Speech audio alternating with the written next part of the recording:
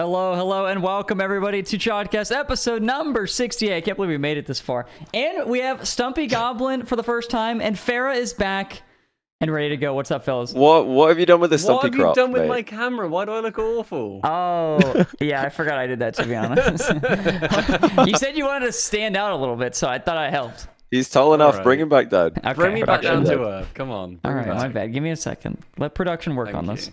Standard chalk Okay. production things here, but it's great to be here. Episode number 68. And this has been, let's let everyone know, this has been our most prepared episode ever. We booked these guys in, Yep. well, maybe not really early, but earlier than usual. And we have 3 bullet points that we're going to bring up throughout the show. Three all whole very topics. personalized, very relevant to our guest. But yeah, Ferra is back, and you've actually just come from your team dinner, I believe, with your new team. What did you eat? What was for dinner tonight? I mean, it was Ato's birthday, so I encourage everyone to wish him a very happy Happy birthday. Belgian birthday. And birthday. yes, we had burgers, meat, and just all kind of stuff that you eat in a classic French restaurant. Love that. Is that what you eat in a classic French That's what I was restaurant? thinking. Is Yeah, it just burgers meat? and It's- You can't Yeah, make it sound usually- like a usually. Texas barbecue or something. I don't like want to be the American guy to Most say it. most but- most of the Mm. easy restaurants you can go to do this kind of stuff. Like you don't eat snails on the daily in France, to be honest. Okay, Do you- thank you for saying that, because that was my assumption. Do you like snails? Thank Do you like snails? No, Ferra? I do not like snails, I actually am gonna go. I do like and snails. I do think not it's like interesting. frogs either. I've never tried frogs. I kind of I've want to not try tried frog. frog. I've tried snails, but How I many mean, people would like snails or frogs in France? Like, would you say Not a lot. most people? Not a lot. Not- no, okay. No. why are they Snails everywhere just, then? Snails Like, just taste like garlic. Like they taste like garlic. well, no, butter, that's what because they they're put drowned garlic in them. Stuff like that. Like, Yeah, I know, you Oh. knob. That's what does it. The only snails I've had, it was when I went away when I was like a teenager with my partner at the time, and we couldn't find a place that actually had them. So we microwaved some from a supermarket, and they You were microwaved snails? it was like little microwave snails. Were they not and the they were driest snails of all time? revolting. Yeah, they Oh weren't my good. goodness! Yeah, they weren't good. Very Are garlicky. the though. snails over there like different, or are they actually just garden variety sort of? So I Sort of did. snails. I do not eat snails, to be honest. It's like I don't eat snails. Let's ask a million So, questions about snails. like in France, do they have snail farms, or do they just like where do they get the snails? Are they actually like in the back? You know, like I have garden snails, but I don't think about Yeah. eating them. It's a Is good it- question. I do not. You I do don't not know? I do not know about snails. All Once right. again, this podcast has just gone in a complete different. Yeah, right after we say we've done full prep. But okay, so Farrah, Wow. last time we've had you on the pod, on the Chalkcast, you were actually on Vitality. And if there's maybe 3 listeners who might not know, he is actually currently on Casey as well. Tell us a little bit about that, because we haven't gotten. I mean, you've done. I think you made a tweet about it, and you did a lot of French streams about it, talking about it. But I don't know if you've done too much. No, not really. About Not talking in English, letting the English people know. I mean, yeah. So I mean, we won Worlds with Vitality, and then we went to Gamers 8. Even though it's an event, we tend to forget the perfect split and everything. And I did feel that that was I needed. I wouldn't say a new challenge, but I needed something fresh, and French. And French. and French. Really good. To learn new things, to meet new people, and so I've had. I knew I would have a lot of opportunities throughout the off season, which with pretty much every team, I would be confident I would have a shot. But yeah, I decided to go with Casey because of the trajectory that the org had these past few years. It's not really just about Rocket League, it's about a bunch of different things that they've been doing and that I've been really impressed with. So in order for me to progress with my career in esports, I felt that was a very good move. And obviously the Rocket League team was the main point, and it was going to be a really good roster. And winning with 2 different rosters, I feel like it's a great challenge for me. It's I don't know. It's something I can, look back on and be like, yeah, it was not just because of one player. It was just not just because of one team. It's just, I can bring something to a team and I can show it and I want to prove it, And just a bunch of different reasons added together, and I decided to leave Vitality and join Casey. Was the move? Obviously, you said you wanted to do it, but did it start off as you looking for other options, or were you approached by KC and then you started to think, well, this could be a good move? I mean, I think I was like, before winning Worlds, I was mostly looking to stay maybe at Vitality, but once I won Worlds, I was like, this is probably that's the end goal. Like, we can keep going, but we can't keep going forever. Like, it's not like, sure, we can go 1 more year, 2 more years, 3 more years, but like my when I signed my contract in Vitality, the goal was to win Worlds, and once I did that, I was like, okay, I fulfilled everything I came for, and I need a new challenge. I need something new. And we were discussing, prolongation with Vitality for a while, but once we won the Worlds, I was like, it's likely I would leave because the discussions were not going really well, and just I needed something new, and so I started looking. And Casey was also looking for a coach, just like pretty much a lot of teams in Europe. Actually, almost everything was looking for a coach and new players and everything, because Europe, because of Vitality and the domination we had, changed everything. So obviously the options were going to be open everywhere. So yeah, it was like beating. We met halfway, probably pretty much.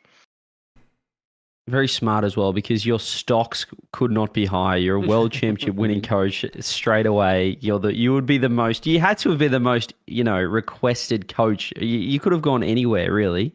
It's what I say to people when people tell me I went for the money, but bro, if I wanted to go for the money, I would have gone NA or Mina or whatever, because like Europe doesn't pay as much as some NA teams. So money, I would have gone a different direction.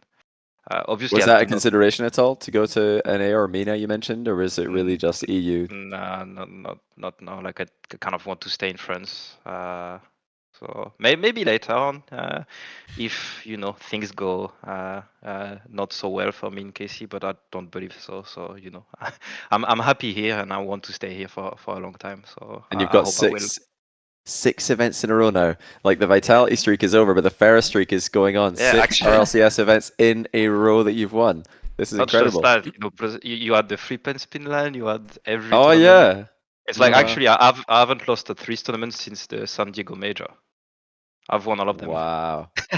So that's 10 months a long time. That's a long time. I've lost 3 series. My third one was this weekend. The third one was that must really qualifying, which we'll talk about. 3 series. I think a lot of NA fans are needing to talk about the KC series, because that's a big Klingon point at the moment. I think for a little bit of copium sauce for them. So. But before we dive into that, I know we mentioned, we have our 2 guests today, right? Stumpy and Ferra. And look, their paths crossed, they aligned a little bit, because Stumpy's first grand final at LAN was the start of the Vitality run. And the greatest call of all time, with a bracket reset happening. Now, can I get a one in chat for those listening live if you guys heard Stumpy's call on the bracket reset? I think it's great, right? Because so this has been taking the piss out of lots of times. We've got it as, in the caster Discord, we've got it as a soundboard sound. I assume it won't come. Will it come through? Is it possible we can get it played if we set up? I don't know if we can run in here, can we? If you can somehow just run it through Discord, yeah, it'll. I'm gonna play it. I can probably. Right. Wait, are you talking about the voice crack? Yeah, here we go. Yeah, can you play through your mic? It's this bad boy. Are we getting a bracket reset? What a call! I love the commitment to it. You didn't stop when you realized your voice cracked. No, you kept going. And they put it in the world's like hype trailer. In the trailer for the. And they changed the words. They changed the letters when he pulls. Yeah. It's because as you know, when you're casting, you're shouting, and there's your voice ends up going a little bit. It was also 2 series that we did. Thank you, Ferra, for giving us 2 series. Obviously, it was a great time whipping out That's the not NA me on the flag. pitch, man. You can take the Vitality players. Well, thank you, Well done. Vitality. But then you got to be shouting as much as you can. And I remember because I always have 3 drinks when I'm casting. I have a bottle of water with me. I have a Red Bull, sugar free if I can. And then also like it's called throat coat, like the tea. Oh yeah. So like to keep your throat, Throat like goat. throat goat. Yeah. A man of a culture. nice Yeah, cup of throat I've goat. heard that before. A nice cup of throat goat.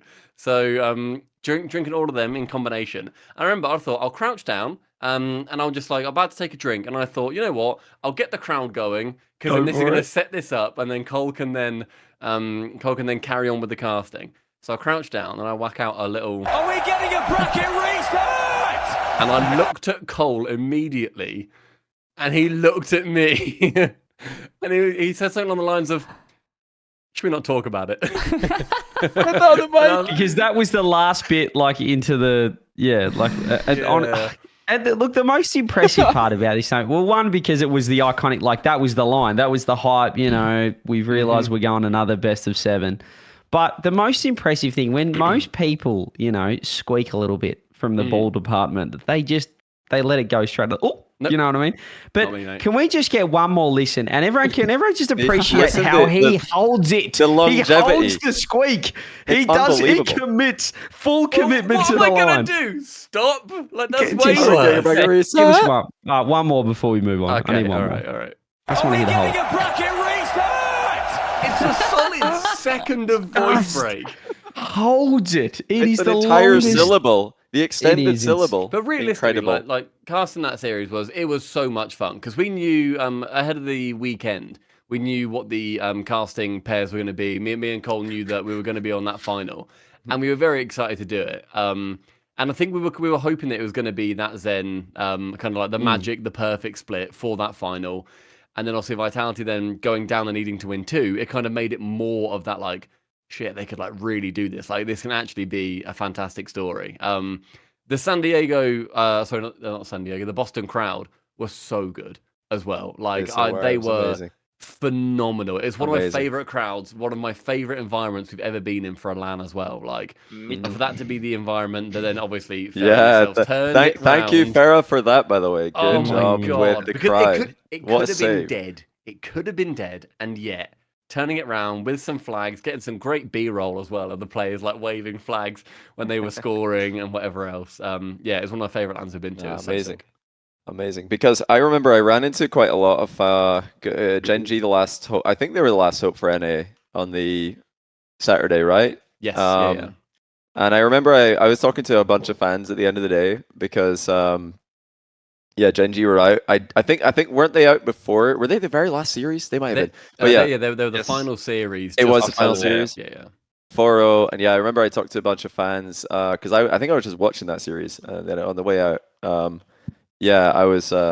The vibe was people were just like, oh yeah, it's a bit of a shame. It was actually like quite a lot of fans were a bit down at the start of Saturday as well because they came to see like a team that didn't make top 8, which was one of the downsides of not having a top, or rather a top 12 in the last day. It was just top 8 on the crowd days. So yeah, I think the fact that they were all of the NA teams were out. I think we talked about this before. It's probably a good thing. All of the fans who were upset just got to go home, sleep, not realize, well, I'm still going to a Rocket League event tomorrow. Let's just go and have some fun. And then Ferra just won them all. Like you claim all those fans that came in thinking, I wonder which team I'm going to support, had an easy answer because you just claimed them. It was a really smart move, and I think you probably improved their experience as well. So you gained, and so did they. But yeah, I think Ferra, they felt like they won then on that day too. Like, Yeah. that was the biggest thing. But Ferra, I wanted to ask you one thing. I know you talked about this a lot in the past, but one thing about that win, and also the Worlds win, is I think the thing that Vitality and you guys just did better than any other team at the time was you knew how to celebrate a win. Usually it's just very awkward. But did you guys talk about what to do with the trophy? Like take it, like somebody will take it over here. It's football fans. It was It's- very football It's celebration. it's a bit of improvisation, but it's also I've won. So when I was a player, I won 2 LANs, so 2 DreamHacks. Weird flex. Yeah, but it's like Haven't been there. it's an experience, you know. It's like you win, and your emotions don't are know. your emotions are all over the place. Can you imagine winning a And- LAN, CJ? Or Couldn't get close. Winning a And- series? and I kind of every time we won, I want the players to to know it could be their last, so they have to enjoy it.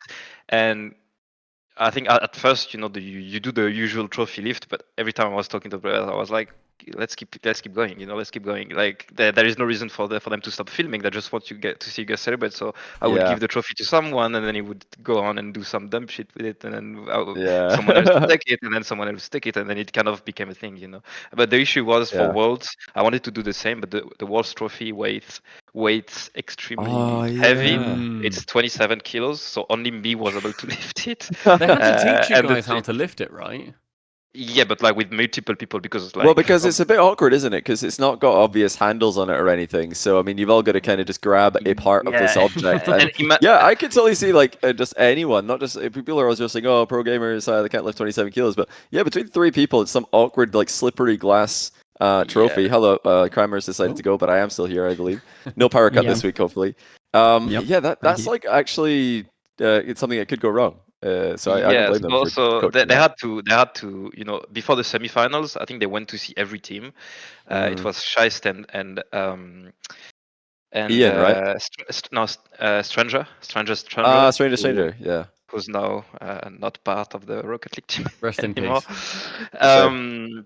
He's not actually dead. I just want to clarify that. Yeah, that's fair. Yeah, he got fired, unfortunately, by the Epic It was the Epic layoffs, yeah. And but they went into all of the team's room in the semifinals, and they were like, okay, so the trophy is extremely heavy. If you win it, lots of emotions. Please be careful, because it's like we can hurt ourselves. Like it was made of gold. Like it wasn't just heavy for the sake of it. The Like, base was gold. The base was gold. Oh my days! It wasn't just like made of lead or something, just because it's funny. So as Johnny said, I think anyone would struggle with 27 kilos. But like imagine someone as small and young, and then lifting 27 kilos. It's not easy. It's not easy. Especially if you don't expect it and nobody told you. You just like go and pick this thing up. Let me pick up this bit of glass. Like, probably plastic, no big deal. Yeah. I don't blame them for that at all, to be honest. I actually got to lift the trophy when I was in the lift with Strangest. And he had it in like the briefcase, in like the metal Swarovski, also the plastic Swarovski briefcase. And I said to him, I was like, because it's quite a long elevator ride up, and I was like, go on, can I just give it a lift? And he was like, it is heavy. And I was like, go on, let me give it a lift. And he was like, yeah, all right. So I'm like, this is when it's in the box. I lift it by the handle. It's awkward still. Like it is a proper like awkward lump, and that's with a handle too. Then I put it down a little bit rough because the elevator like just got to the top, and the look he gave me was like, this cannot break. Like you cannot mess about on a lift and then break the trophy because you want it. And it's very different because like it does look very similar to the major trophy, but like the major trophy is like so light compared to it. Yeah. That Dusseldorf backstage lift, by the way, the elevator. The slowest elevator of all time. It was like the most annoying elevator ever, because what would happen is you would get in on the first floor and then you'd say ground floor, I'd like to go down, and then it would be like, actually no, let's go take you all the way up to floor 2, and then you'd be on floor 2 and you'd be like, right, are we going down now? Nope, you're going to floor 3, and then it goes back down, stops at 1 again, and I'm like, why is this happening? It was prioritizing the instructions of people on the outside of the lift instead of the people inside. So you're just like getting taken on a journey every time you got in. It was just random. It also spoke to you on every floor in German. Did. Which in German, it took so long to explain where you were. Lounge. It wouldn't open the door until it finished its until it sentence. finished the speech. And it had like the longest names for every floor, because it would tell you once you got to a floor, it would just say in German everything you could find on this floor, and then the door would open, and you're like, oh, I can't wait. This is great. So that was probably that probably delayed multiple teams to I don't know how much content pieces. Incredible experience. Probably everyone was with Rado at least once in the elevator and got the skit. No. What did he? Wait, what? Oh, the elevator music. Yeah, every time he would go in the elevator, he would like put the elevator music on his phone with like awkward silence from everyone, and then he just turns up the elevator music on his phone with a big smile. Like, oh my days. This He's guy, cheeky. man. He's cheeky. Look, we went on a very, very large tangent, and really, I just wanted Love to it. bring up the Stumpy moment. thank you, But mate. look, we'll dive back into present tense. I know that we can reminisce all day long, but where are we at? Look, K Corp, we won the first region. We talked about that. And now I guess it's time to dive into regional number 2. Oh, one question before we talk Four. about regional 2 quals. A simple question for Ferra. You didn't play Vitality on the way to winning this regional. Oh, good call. Was that a matchup you wanted? Is that a matchup you were hoping for? No, not necessarily. Like I don't. Not really. I still, I still have extremely good relationship with all the players, and I mean the staff. They're all my friends. I've gone through really good times. Like I don't. I mean, obviously from the outside there is a rivalry or anything, but to be honest, it's on the players. I'm just sitting behind them. Like I don't want any grudge with my team with anyone else. So it's just we take whoever comes in front of us. It's fine. If they lose, they lose. Then it's okay. All right, so no Vitality grudge, but I mean, I hope we get to see the match personally. I kind of want to see it, but it could happen this time because CJ, we talked about earlier, KC have lost in the qualifier, and the way that the seeding works now, They threw their seeding. You were seed 1 going into the qualifier, but because you lost to seed, was it 15? 16. Or 6? They were seed 16 at the time. Yep. Because they finished last in event 1, because they beat you. Now you are the 16th seed, I believe. Seed swap. Is that how it works?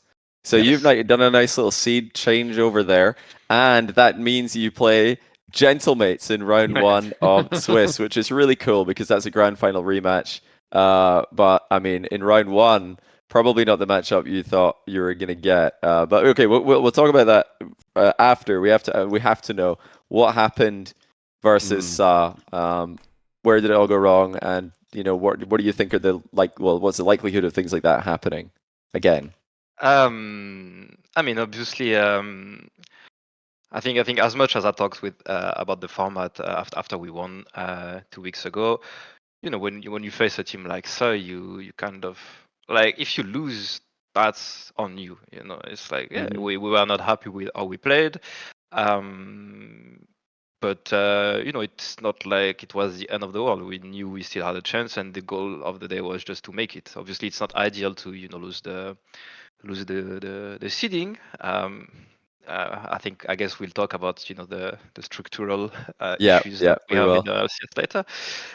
Obviously, it's not ideal, but obviously we only have ourselves to blame. I think the series was very winnable from our point of view, and we made some mistakes. We were not playing the way we wanted to do, which can happen because Rocket League is a really difficult game, and Europe has a lot of depth. And if you look actually at the team Sir, who was seed 16, they were 16 because in the first regional they had to play us, Vitality, and Oxygen.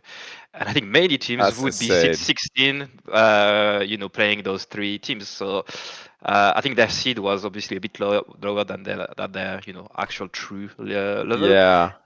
But that doesn't mean I think if you play the series multiple times, we win it most of the times. It's just even it can be this team, it can be any team. I never expect to have 100% win rate against any team ever, and losing is part of sport and esport, and sometimes even if it's unlikely, we still can lose. So it happened. It's okay. We discussed as to why we debriefed. It was okay. It's one loss. It's not the end of the world. We're still the only team in Europe to have only lost once over the past 3 weeks. So nothing is it was not great, but it was not all bad either. That's fair, but yeah, the teams that did lose, obviously, Moist got eliminated from this second qualifier. They were a top 8 team in the first event. Then we had, Williams Resolve also didn't make it back in. They finished, I think, the 12th to 14th in event 1. But I think they've shown, quite a few people were predicting them to make top 8, so they probably underperformed compared to a lot of people's expectations in event 1, and now they failed to qualify. And in North America, of course, the big story was Shopify Rebellion and Turbo's Cheeks not making it in. So there's already we're just one event after the first establishing event of the season, and there are teams that are failing to make it back in. And I do think that's just part. It's going to happen in this new format. That's just the way this format is going to work. It's not a good format, in my opinion. We'll talk about it more later. But I've said many times, I don't think it's a good format for reliably finding out who the top 16 teams are, which is surely what it's supposed to do if you are trying to, qualify teams to a top 16 event in a region. So obviously that we'll go in more depth of what I guess they're trying to do. But yeah, you guys got any thoughts on Moist, Shopify, Rebellion? How many of those games did you guys have a chance to tune into? Look, none, to be honest. None. That's fine. I watched it. I watched Moist because there was a guy that was involved in it in this chat room, but look, I think it shouldn't happen. And I know that there's been a lot of talk about it. I think we spoke about the football format and regular sports about auto qualification, not versing these kind of teams. I just think, as Ferra said, that you can lose to anyone and any team, whether it's the 800th seed or the 16th seed, like Ferra, like K-Corp, there's still a less than 100. Like there could be a 99.9% chance you're going to win, but there's still that 0.001 or 0.01% chance. Or if you're versus the 16th seed, Ferra, you guys might win 9 games out of 10 against them, or 8 games out of 10, or 9 series out of 10. But there's still that chance, and I don't think that we should be giving that chance in that stage of a qualifier for that to happen. I think that should happen later on in the tournament. And also, I think not just that, it's just the seeding in general. I think obviously, and you can ask any Moist member about it, they're gonna say, we played terrible. Obviously I think they probably have the goal to make major. Mm-hmm. With that goal in mind, you should not be losing to teams like Solari or Resolve to begin with, but it can happen. And the issue is that with their bracket, you put a lot of teams in their position with their bracket at the start of the day, and many of them, if you take all of the 16 teams that qualified in Europe for this weekend, I think not even half of them qualify with the bracket that Moist had, because it was like so heavily stacked. Not just in numbers, but the lower bracket part also had Endpoint in it, which actually placed top 8 in the previous regional, but lost in day 2 of the qualifiers. I don't know if you guys noticed that. They had to run the whole way, the whole lowest bracket, and that part of the lower bracket was actually Moist's part. It was, if they made it into the finals. Which Solari ended up doing, and had to face Moist in the qualifiers. So it makes for a very unbalanced bracket, where sometimes you have to beat multiple top 8 teams to make top 16, and sometimes you have to face no top 16 teams to make top 16, which is extremely unreliable. And obviously, as I said, like Moist is going to look at this and be like, our goal is to make major worlds, so obviously we should not be losing to these teams. But why are we even, in my opinion, why are they even facing them to make top 16? Do you know what I mean? Do you want me to read the bracket, by the way, that Ferra is referring to? Going into the final day of the qualifiers, Moist obviously played Solari in the upper bracket, and that was the first round in the upper bracket. You need to win 2 from this point to make main event. They lost to Solari there, but the other matchup that was happening in that little quadrant in the bracket, aka teams that are going to face each other in the next round, was Resolve against Top Cougars. Now, Top Cougars didn't make it in through the first qualifier, but I know, Ferra, you rate them very highly. And Resolve made it in through first qualifier. Solari are not a bad team. Like, they are definitely a team that, Ferra talked about when you're talking about variance of teams that can win against top 16 teams. I'd say Solari's in that conversation. Sometimes, sorry to cut you off. Sometimes people talk about experience of lower teams and stuff. Dude, when you have a Moist Solari matchup, you can even wonder who has the most experience on those teams. And in Europe, obviously, I think it's even heavier than in NA, where you have a lot of teams who have some part of experience, some part of fresh blood, and obviously the level is not as high, but they can still win. They can still hit the ball pretty consistently. So. Yeah, and then I was gonna highlight as well that, yeah, like Ferra said, the winners of those two matches, which are both stacked matches, have to play each other to qualify. And then you're thinking, you make it that far, you're like, oh, well, if Moist did, make it past Solary like they're supposed to, then they play against top Cougars, who are actually a very good team. So if you lose that, you're thinking, no problem, we've still got a second chance in the lower bracket, and we're probably going to be playing against some, 17th to 24th team. But no, like Ferra mentioned, they're playing Endpoint, who are a top 8 team for the first event, because Endpoint lost earlier in the tournament. So not only are teams, sometimes running into other tougher matchups because of seeding being unreliable, but, another team having a bad day can now affect you. Endpoint having a bad day the day before knocked them to lower bracket, and then Moist, even if they beat Solary, would have probably had to beat Endpoint on the next day, which is now a brand new day. Maybe Endpoint are playing well. Yeah. So it's really, really tough, and this is going to keep happening. So, people who are roasting like Moist and Shopify for not making it, and other teams for losing series. I know, yeah, CJ as well, you were casting Muffin Man. They didn't make it either. Like, this is going to keep happening. It's going to keep happening. The problem is that with the format, and everyone says, oh, it's double elim. Like, there's no excuses. You get a second chance. But if you lose once and it's not in the final round, the way double elim's set up for the 16 seeds, right, is that by the last round of the upper bracket, you get a tough matchup. You're versing another top 16 team. Yeah. But then you lose that, and you're playing a team that's outside the top 16 and you usually can go through. The problem is if you lose at any point before that, you are guaranteed to be playing a top 16 team basically in the lower bracket at the end. So you saw with Shopify, they had the early upset. Now they've got to play TSM to qualify.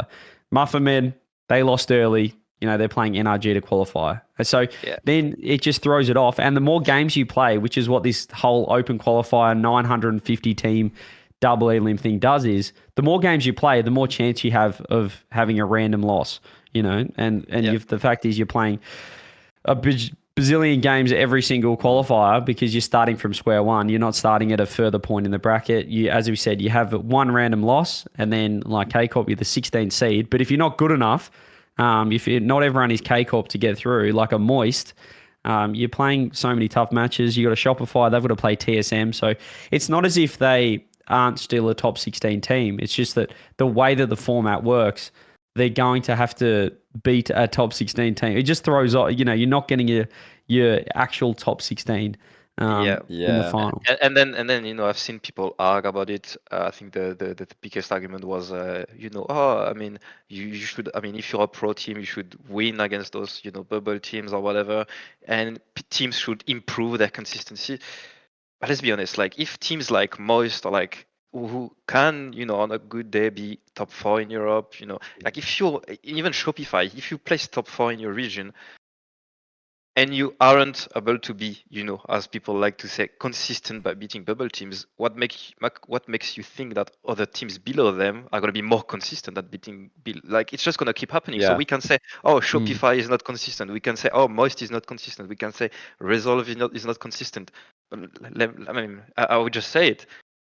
Those are not the 3 only teams that will miss out, and it's just the list will go on. The list will go on, and if the argument is you should not be a professional player if you're losing to bubble teams, we're not gonna have any professional players at the end of the season. It's plain and simple because it's not easy to win against bubble team, and also bubble teams, they are not paid to play the game, but boy, especially in Europe, they grind. Like their practice is pretty much as strict as no pressure on them as professional teams, and they don't have the pressure of you lose one, you have one bad day of qualifier and your whole season is ruined, which is almost the case for Moist, for example, who has a very little chance of making the major, which means a very little chance to make Worlds, and your season is almost over and we're in February. Like, I think that the biggest thing for me when I look at it is I look at it more from an org point of view, where you talk about like the players where obviously their season's going to be affected.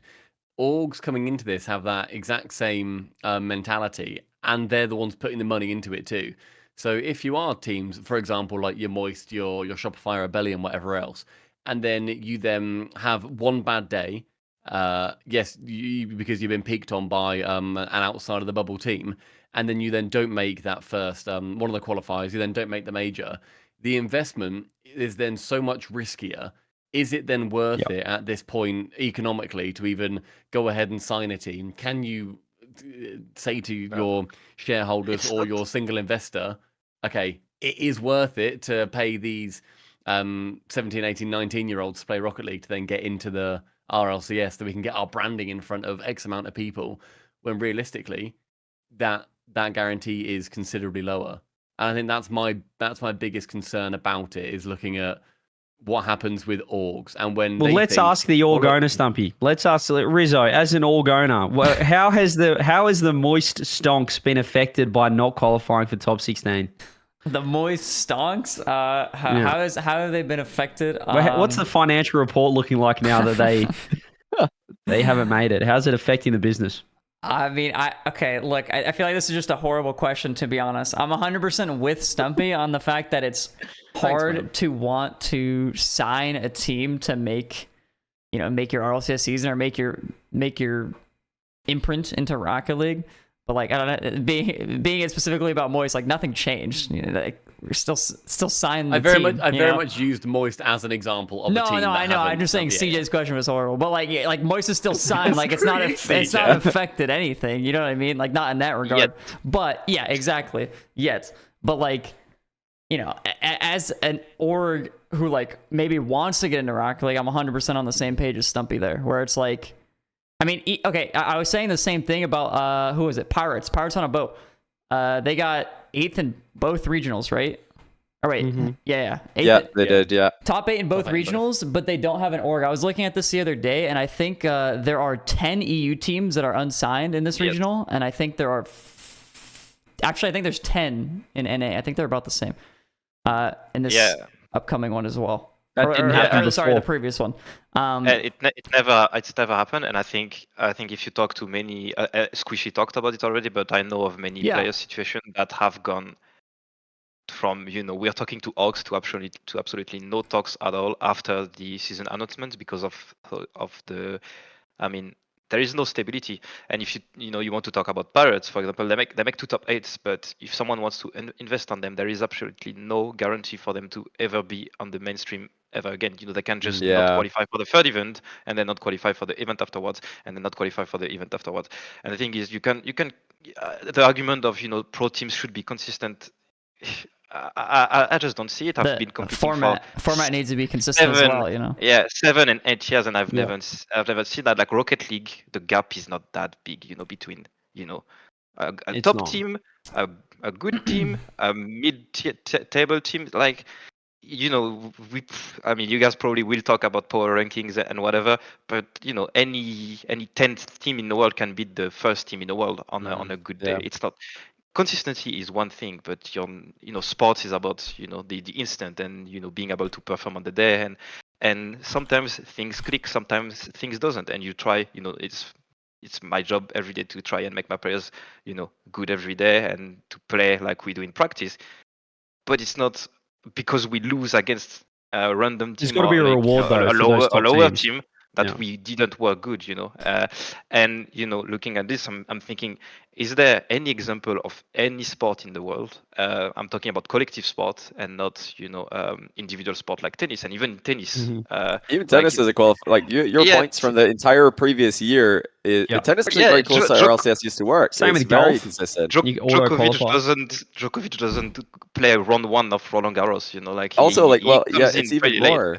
It's even more than that, Ferra, because in tennis they have like a 1-year circuit, but because in sports injuries are a lot more prevalent, if someone is injured for an entire year and they lose all of their points and now they are not ranked because they have not played for a year, the good players who have previously won will still get like a direct invite or a wild card given to them because of their past performances. There's always a reward for previous success. So a lot of people will counter what you said, and I don't think that they're accurate at all, but a lot of people will say, well, if Pirates on a boat, for example, make 2 top 8s, like you mentioned, and in the world you're presenting, they don't win and they don't qualify again, well, then they don't deserve the org. They don't deserve to be top 8. That was probably not fair. Right. But the difference is, if there was a very, very consistent qualifier format at the start of the season, then you wouldn't have that issue. You'd know right off the go.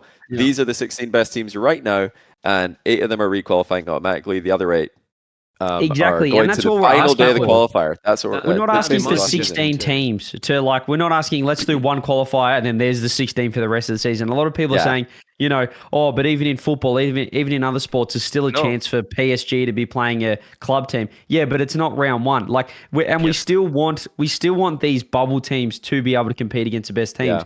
But we don't want it round one, as Ferra was saying, of double elim.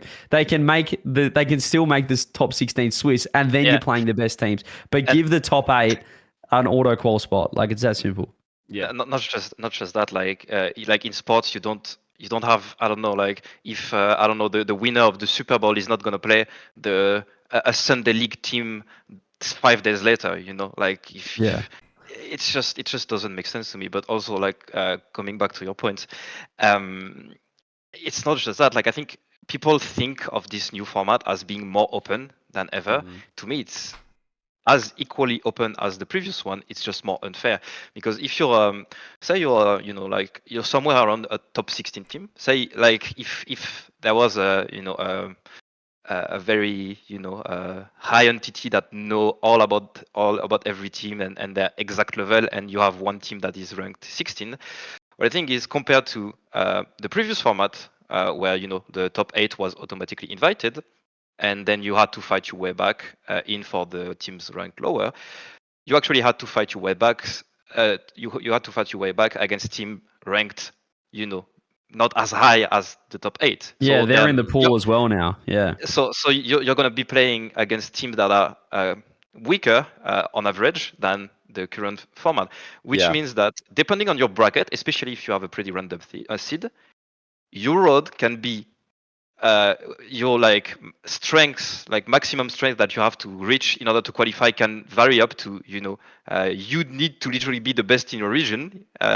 You need to beat, like, I don't know, the vitality of your bracket, or you need to beat the seed 9, and it's a pretty big difference when you're a top 16 team. Like, why do you need to beat the best team in your region to be considered top 16? To me, it doesn't make sense. Like, in the previous format, since the pool was, I don't know, if we talk about the previous format, you had a last day of Swiss between seed 9 and 24, and they would play a Swiss bracket with them. But like, if you want to make it into top 16, obviously, like, this is the kind of teams you should be beating. Like, okay, you beat the 10th team in your region, you probably deserve to be top 16. Why do you need to beat the best team in your region to qualify for top 16? To me, it doesn't make sense. It doesn't make sense. Yeah. Not It's just that. It's a joke that the number one seed is, the winner of the first regional is 16th seed. Totally. And it It's a doesn't. joke. It's a joke. Like, to me, it does not mean it's more open. It's just, it's open. But if you're unlucky, you're gonna have to beat Vitality round 1, or if you're lucky, you have to face no one good until maybe the last round of the bracket, and your road actually gets easier, and you get a couple chances at qualifying instead of one maybe. It's so unreliable and unfair for all of the lower teams. And when people talk about this format, it's more open. I'm pretty sure if you ask all the bubble players, they will all still stick with the previous format because of how like more consistent it was to qualify, and actually more easier as well it was to get an org, because nowadays, as Rizzo pointed out, you only have six orgs that are going to play in the main event tomorrow. All gonna. And they're not going to stick around for longer, to be honest, like if it keeps being that way. I want to just like exactly what you said, I want to loop back to Poeb as well, Pirates on a Boat. Like, they got 2 top 8s, and they still don't have an org. It's not a big surprise, it's been the course of a month, but like, they could be talking to an org, and then they get a second top 8, and the org might be, oh yeah, this might be good to sign. But again, they go back into the open quals, and it's like iffy on if the org wants to sign them. Like, put yourself in an org's position and be like, it's a lot more risk. And then also, even if they go on and get a third top 8, they don't make the major, and then like, if you sign that team like next week, you're going to pay them to do nothing for 2 months, because you're going to wait till the next open qual that they have to run through again. There's no security at all. So it's what is the point in signing a team? Yeah, and actually, like, I think all of us, like, we've known Rocket League for 8 years, and we've known the very first format of RLCS, with league play and everything. And you actually had 2 chances the whole, like, 1 chance to qualify for the season 1, say, and then 6 months later you had 1 chance to qualify for 2. You guys played in league play, so you guys know as much as I do.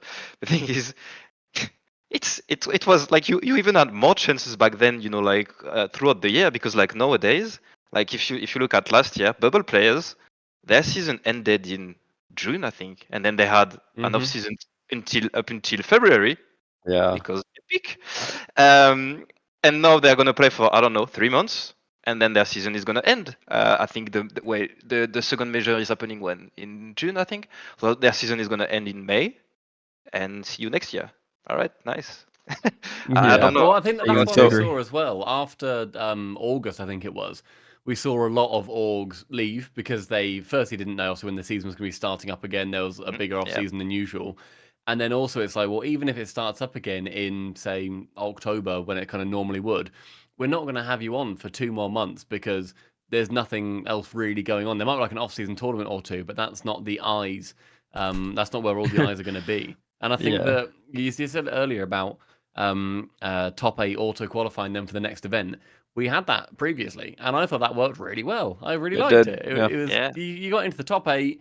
It was also right, lads. We got through Swiss.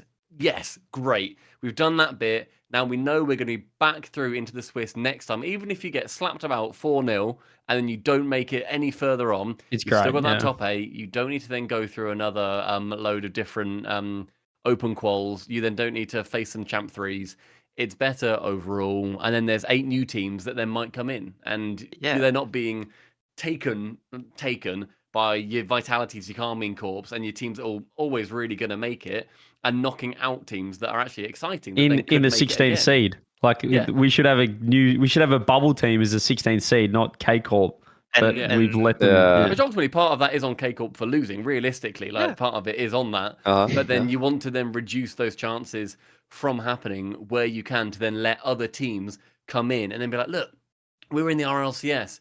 We are here more consistently. We're top 8. You know we're then going to be on the main broadcast next week because we're in top 8. Like, Yeah. yeah. And not just that. I mean, you're top 8, but only for a little while. And if you don't perform, you're going to be out of the top 8, and you're going to lose your spot, which is literally what happened to us in Vitality last season. We didn't qualify for the first Yeah. regional. We had to go through open qualifiers again, but we deserved it, right? We lost in the qualifiers before. We didn't make Yep. top 16. We That was a were Swiss not. qualifier. Yeah, as that well. was it. We actually had 2 Swiss qualifiers, and we Yeah, didn't 2 make Swiss it. qualifiers. So it was like the much Well, more when you guys lost yeah. that, it's like, okay, that's a lot of you've lost a lot of times It was to get that. deserved. Yeah. Like we Yeah, did not 6 qualify. series.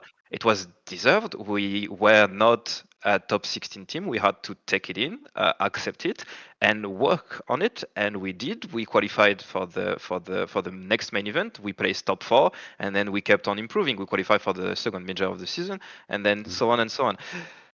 But it was consistent, and you would lose to teams, and you would be like, okay, I mean, this format is fair. Everyone has a decent amount of chances to make it. We're not playing against the best of the best. If we don't Yeah. make it, it's on us. It's not just on the bracket. And I'm sitting here, arguing about that, and obviously people are going to be like, but I mean, if you want to be a pro team, you have to be consistent. I'm sorry, like no pro team is going to be consistent. Like if you put all of the NA teams in the EU brackets on the main events, like half of them are not making the main event. Half of them. Say it louder, Ferra, for people in the back, because if I say something like that right now, then there's going to be like Funny, we'll get into that in a little bit. there's going to be an apocalypse like right now if I Yeah, said but- what Ferra just But said. it doesn't mean the top teams are not good. It just means Yeah. like It's Europe just is stuck. inconsistent, yeah. And it could even be more heavy because we've actually had a big exode of player. Like you've gone. We lost Sierra, we lost Dorito, we lost Jack, we lost Nolly, we lost who else? Jorius, Nas. So Mhm. we could have even more teams It that could could be compete unreal, for bro. those for Oh, my those days. for those spots. So yeah, Europe is stacked, and there is not a big gap between if you're the eighth best team in Europe, you're not gonna have 100% win rate against the 16th best team in Europe. Obviously, like you see it in Swiss all the time. Even the Vitality in Swiss last week lost to 100%, which is considered a bubble team that actually did not qualify this time, and it's gonna happen It's all the gonna time. happen, yeah. It didn't happen to only one team this season. Is G2 with it's fair play. Like they are head and shoulders above their region right now, but they could still lose in at some point in the 4 next Wait, qualifiers. Which you will know be you mentioned terrible there? for the region. You mentioned 100% there. So 100% are the team that beat Vitality in the first round of Swiss last event, in event 1. They're actually a very solid team, and yeah, Crispy scored like contender for goal of the split against Yeah, so Vitality in this qualifier. Insane goal. An unbelievable flip reset, like corner double tap, Skim, which yeah. it looked like when it first happened. I saw it in the corner of my eye. I wasn't really paying attention, and Radosin was near the ball. I was like, yeah, Radosin probably owned goal, no big deal. Next, and then I saw the replay. I'm like, hold on a second here, that was a worldie. So yeah, Crispy scored a banger in this qualifier. By the way, 100%. Yeah, they didn't make it, like Ferra mentioned. They played against Vitality again. This time Vitality got them. And then in the lower bracket, they played against Redemption, another main event team from Event 1 who went 1-3. So to qualify for top 16, they had to play against 2 top 14 teams. That is not consistent. It's just they've lost that, but they're actually, they haven't lost to any team ranked below them. They lost to the team ranked 13 and the team ranked 3 from last event, and they don't qualify. And then when you look at their Swiss last time, they had to play Vitality, and their reward for playing Vitality and beating them was playing KC. And then they played BDS, and then they messed up. Then they lost to Fast Forward. Bad loss, but their losses are quality losses. Like so you want to talk about inconsistency? Let's bring this up. Because we lost to Sir in the Open Qualifier, we are now seed 16. But if we beat Gentlemate in the first round tomorrow, we are not getting the seed 2 back. No. We stay seed 16. Wait. So initial seed. So initial seed is a tiebreaker for Swiss. This is why it's important what Ferra is talking about here.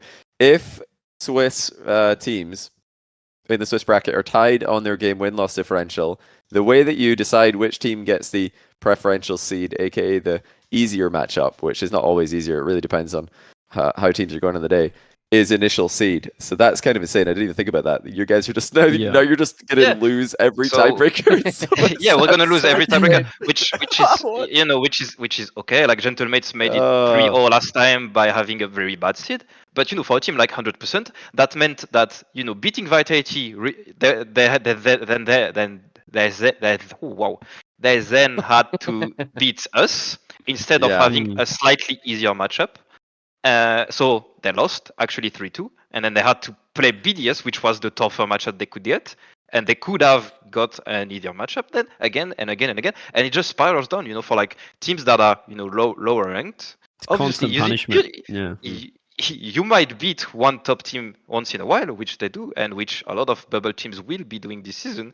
But we're talking about consistency. If the pro teams do not have the consistency, a bubble team is not going to have the consistency either. So no one can actually be a professional player in this league, in this format at all. Like no one can be a professional. It's a far less viable career choice, and it's already esports is already an extremely risky career. Very and in order for us to enjoy RLCS, in order for there to be a tournament for us all to watch, and for players to play in, and for coaches and orgs and everybody to have this ecosystem, it has to be reliable. Otherwise, there just will not be an incentive to play. And this format doesn't incentivize viewers because it's reducing the quality of the main events. So viewers are not as incentivized to watch main events because they're like, well, this is just silly. My team didn't make it. You may as well wait until Sunday theoretically to get like the best matches, kind of thing. Yeah, so the benefits are the qualifiers are now arguably more exciting because all of the good teams are in it, and it's life or death. So yeah, the qualifiers might be better, but the main events are suffering. The main events have taken the hit, and the main events are where I think the most fun should be. It's where the most excitement should be. We shouldn't be improving the qualifiers. Not even improve. We shouldn't be trying to make the qualifiers more cutthroat. Just to ruin the main events and ruin. I understand and I think that was the argument of Epic. That's what they told us. That was we want to make the qualifiers. I think we want to raise the stakes. That was the argument for not inviting top 8. Classic. But the thing is, okay, but why aren't you? I mean, you're raising the stake in a qualifier that's happening the same weekend as your main event from the other regions. So you're not even actually broadcasting it, and you're counting on orgs to broadcast it. But orgs are not interested into coming back into the game because of that same format. So no one, in a couple months, no one is going to be broadcasting those series. So you're raising stakes of a qualifier that no one is going to be able to watch because no one is going to be streaming it. When you say it like that, it really sounds bad, doesn't it? Well, let's get macro with it, right? So we've sorted out. we've sorted out. I think we've established top 8 have to auto qual. We need better seeding, sort of terms of formats. If you win, you take their seed. The initial seed thing, stuffing everything up. But top 8 on a micro level for the regionals. But let's get macro, because we did touch on it a little bit about the length of the season, about the off season and stuff. And I want to throw it to you first, Stumpy. But obviously, there's been a lot of talk in the past about how congested the calendar was, about there's no room for other tournaments. Pros don't get time off. There's no off season. And I think that was clearly, thought about and understood by Epic or whoever decided to change the format to what we have now, which is a 2 split into a Worlds, basically half the year, 7 months, I guess you could say, between the first qualifier and Worlds.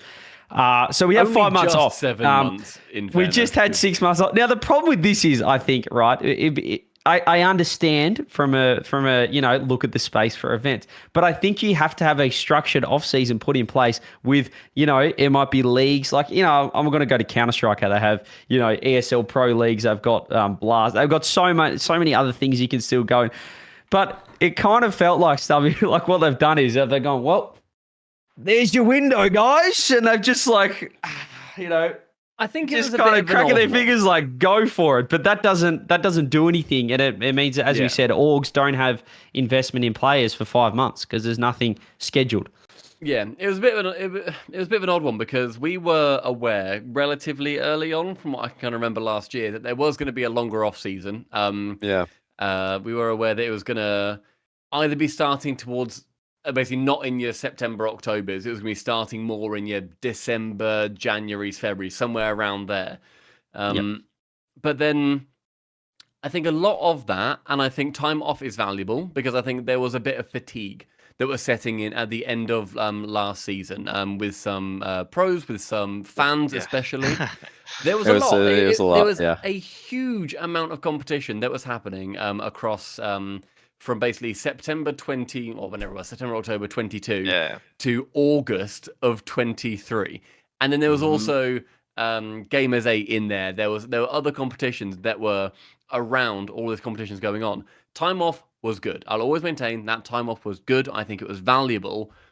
What I don't think is valuable is how that time was spent, because I think that there was a lot more that could have been done ahead of this season to prepare us all for that off season and make it valuable. There was a big blog post put out where they were saying how many off-season tournaments were going to be happening, and they were funded by Sarnix. I think that's brilliant. I like that a lot. I think that it's good space for those competitions to happen, but there wasn't really enough lead time for any third-party tournament organizers to then say, okay, we know now there's going to be a break between August and January, whatever it ends up being. We can, if we know that in March, we can then budget for it for April. We can then say, right, we can now go ahead, set up a tournament to be happening in October. They didn't know that. And I think that was the biggest problem, that it kind of happened very late. There wasn't the possibility to set up these third-party competitions. And so then it was just sort of a twiddling thumbs until the RLCS comes back. Orgs have no have no incentive to keep players signed. They don't have any time to actually really make competitions. Flip and Spin was the only real big one that we had over in Europe. There was obviously fantastic competitions like the Draw and with Saltmine and stuff like that, but they weren't necessarily filling the gap that I think that gap needed to have filled with the competitions that we were expecting to be there as well. They were random tournaments, really. Like when I say random, I mean it was just like one and done. Like that, I think if you're going to have a 5-6 month off season, you need circuits, you need leagues, you need something that keeps the viewers coming back week in, week out. Pros working towards something, so you get that constant viewership from orgs, you get the constant practice from teams. And as I said, like Counter-Strike, you got ESL Pro leagues, you got local tournaments. There's got to be something going on that is consistent, not just this weekend we're going to have, it might be one of it. And I know, like you say, well, we had Saltmine, we had Soul League going on for a while, but it wasn't, these are community funded. These are not you know, we don't have big TOs coming in. We They want to were see. they were funded by Psyonix. So I keep saying Psyonix, but Epic, I mean. Yeah. Like they Yeah. were funded by Epic, almost completely in their entirety. But I think, and I don't think they even need to be a consistent league thing across that. Like I don't think it needs to be a consistent thing. I think we just need lead time. There needs to be time to plan. It needs to be Yeah, set it's just about planning. earlier Yeah. on. Because if you can't plan, well, I don't even know when we were sort of hinted at whether there's going to be a longer off season. But even then, we didn't really know what was going to be happening. We didn't know it was going to be coming back. And so we were sort of there twiddling our thumbs, doing obviously what we could. There was other competitions going on, but even then, you can't really plan what's going to be going on when you don't know when it's going to be starting up again. Obviously, then it kind of got to the start of January, and Blast then ended up taking over the contract for the RLCS. And I said this I went on Nolly's stream a couple of weeks ago because I was talking in chat about it, about Blast generally. And I am extremely positive about Blast. They are the people that we've spoken to. I'm sure that CJ and Johnny, you'll back this up as well. The individuals we've spoken to have been brilliant. They have been so personable. They have been very friendly. They've told us so much of what we need to know. And they're trying to do what they can at the moment with ultimately quite short notice with what they've been given. So I think that there is a very bright future going forward. But my God, we've said it every year for 8 years. Tell us more. Let us plan. Because if we can't plan, this is me as an individual saying, I want to plan because I want to have my own life. Like organizers, like tournament organizers and orgs, they want to know what's happening so that then we can actually plan things. They don't want to just be sitting about thinking, oh, when's our RCS back? Like, we want to know what we're doing with our team. Like, it's not just for fun. I mean, I think you know, like I've been, you know, really against, you know, the current format for like various reasons, but I think it's the bare minimum. Like that's why I'm asking for changes, you know, like not just next year. I think it has to happen as soon as possible, and I'm looking at next split because the issue I'm really worried about for our scene is that this year is not looking great so far with what we've been announced with the current format, and what I'm expecting is no org is gonna join, like no like big org is gonna be willing to invest on a new team, and most of the current orgs are gonna see this as a waste of time and resources like for this year, so they're all pretty much gonna leave. Because it's not just about the format. Like the format needs to change to just have the minimum required for orgs to, you know, function in this environment. But we actually need much more than that. Like and it's like I hear about all of the budget arguments and the stuff like that. But like I'm looking back at some of the years we had, you know, like 2019, for example, where the prize pool was lesser. You know, like 2019 prize pool was lesser, but we had E-League. Even if it was like very late in 2018, we had WSA, we had 2 seasons of Or RCS, DreamHacks.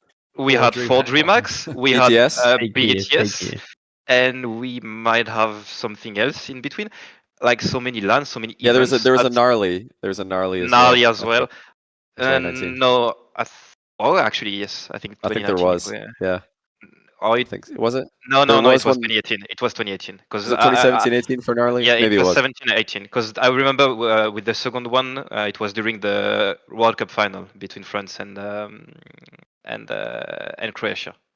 And I had to play you just had to bring that up. Yeah, you had to bring that up, of course. But I had to play during that game, so I was really pissed as well. But it's another aspect. But yeah, like right now, and this season with the current format is not healthy for orgs at all to invest in. It's not healthy for the players to play because you only play for a very short amount of time in a very intense way. Like you know, there is all the talks about boot camps and shit.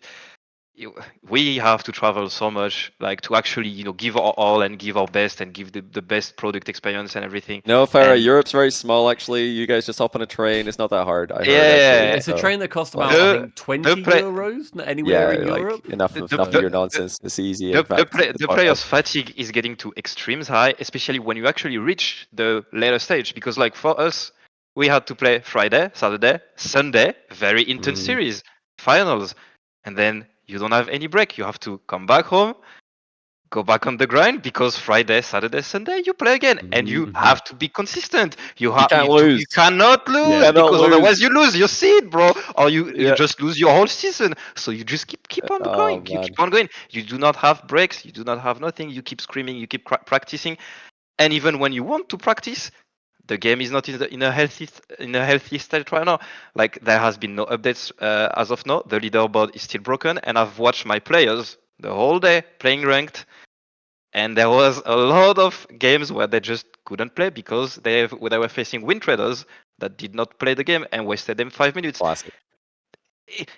Everything right now about the current situation as a pro player is unhealthy. It's bad. It's like very hard to play in, and it's not sustainable for everyone. Like, whether you're a professional or someone looking to be a professional, Mm. it's not gonna happen. Like, Yeah. we don't have a bright future right now. Like, nothing is announced. We learned about Copenhagen, like, I don't know, 5 days ago. So, like, for example, like, I think a lot of people remember the KC fans in Rotterdam, in Düsseldorf. They're not going to be coming in Copenhagen because of the too short of a notice, and Yeah, it's a it's shame. everything added up makes me extremely pessimistic right now, because there is very little communication. And I know you've talked about Blast being great and all. We on our side, we haven't seen that yet. Oh, that's completely fair. I'm not like saying and, that and like, they are Epic gonna be. and the communication with Epic has truly died down.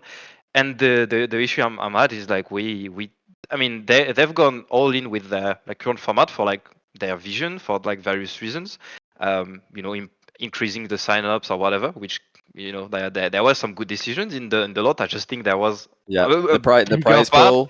The prize pool of definitely yeah. increased signups. Let's just quickly mention, Yeah, like, they but have achieved their this goal with some things. It's possible. this is what increased signups. It's not the fact that it was no It's more not open. cutthroat. It's Yes, exactly. um Money. and it's just, I'm afraid that we're looking at very few changes this season when we actually need them as soon as possible, before losing like valuable orgs and Yeah. valuable, people that invest in your scene, and that make, And care. Yeah. player care. We lost care, actually. We, like, I remember a time where we, like, Rizzo and CJ were online, and we were meeting Psionics people. They were at the events. We were talking to them pretty much all the time, and now it just feels like no one. I mean, I don't even know who's handling everything.